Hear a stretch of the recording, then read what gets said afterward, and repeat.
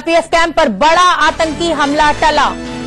सेना ने 2 आतंकियों पर फायरिंग की है। सेना की गोलीबारी से आतंकवादी भग खड़े हुए और उनकी पीठ पर बैग और हाथ में AK-47 देखे गए हैं। आर्मी कैंप पर हमले की फिराक में थे ये आतंकी।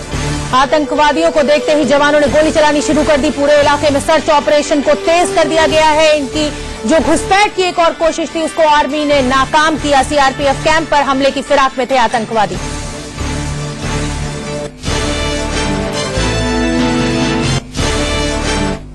और राकेश, हमारे सहयोगी राजीव भी हमसे जुड़ गए जो हमें अपडेट देंगे। सुंजवा जो हमला हुआ था आतंकवादियों पर, उनके पास कोई बड़ी खबर है। जी राजीव। बहुत शुक्रिया शोभना। राकेश, आतंकियों का जो हमला था सुंजवा आर्मी कैंप पर, उसमें तमाम अपडेट सामने हैं।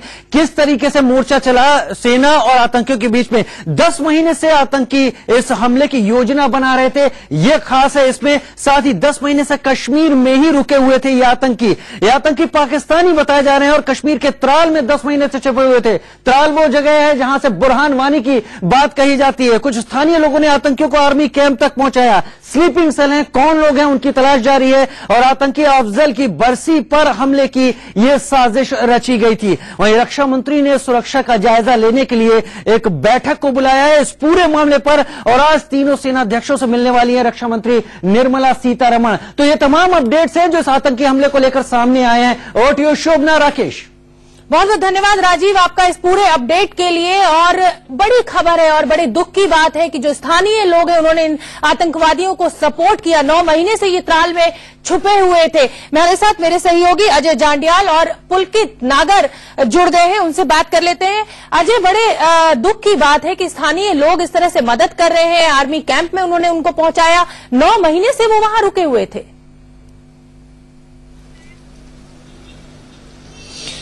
देखिए, आपको बता दूं ये जो हमला हुआ है कहीं ना कहीं इसकी प्लानिंग जो है वो पहले से चल रही थी, तभी ये मुमकिन किया जा सका है। जो इनपुट है उसके मुताबिक जैश-ए-मोहम्मद इसके पीछे है वो साफ हो चुका है, मगर पाकिस्तानी आतंकियों के साथ साथ कहीं ना कहीं उनके जो लोकल स्लीपर सेल्स हैं वो एक्टिव हुए। उन्होंने इस पूरे इलाके की रैकी करने में आतंकियों की मदद की है।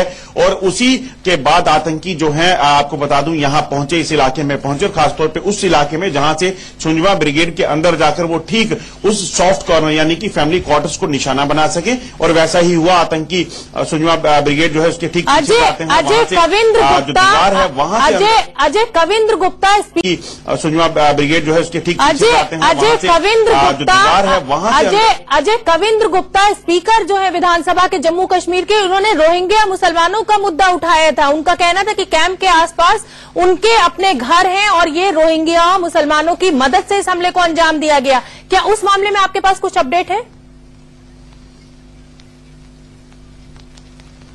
देखिए, बिल्कुल ये बयान जो है बिल्कुल कविंद्र गुप्ता जो स्पीकर हैं विधानसभा के, इसके अलावा बीजेपी के विधायकों ने दिया है, क्योंकि बीजेपी इस मुद्दे को उठाती रही है। ये भी सच्चाई है कि सुंजवा आर्मी ब्रिगेड के ठीक बाहर अगर बात करें जहां ये हमला हुआ है उसके बाहर कई सारे जो रोहिंग्या मुसलमान हैं वो रहते हैं। इन रिफ्यूजियों के कहां से हैं, कैसे यहां पहुंचे हैं, ये जांच जारी है। बिल्कुल अजय, हम समझ सकते हैं अगर रोहिंग्या मुसलमानों का मुद्दा उठा है तो सरकार कहीं ना कहीं जरूर इस पर सजग हो गई होगी। पुलकित नागर भी हमसे जुड़े हुए हैं। पुलकित, तीनों सेना प्रमुखों से आज रक्षा मंत्री मिल रही है, सुरक्षा का जायजा लिया जाएगा। जिस तरह से एक और आतंकी हमले को अभी नाकाम किया गया है, क्या अपडेट है इस पर आपके पास?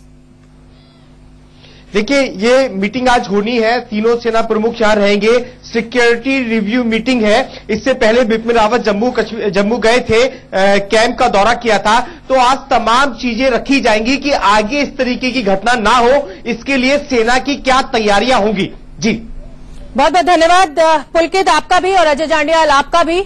और एक बड़ा अपडेट यह है कि जो स्थानीय लोग थे उन्होंने मदद की थी इस पूरे हमले में।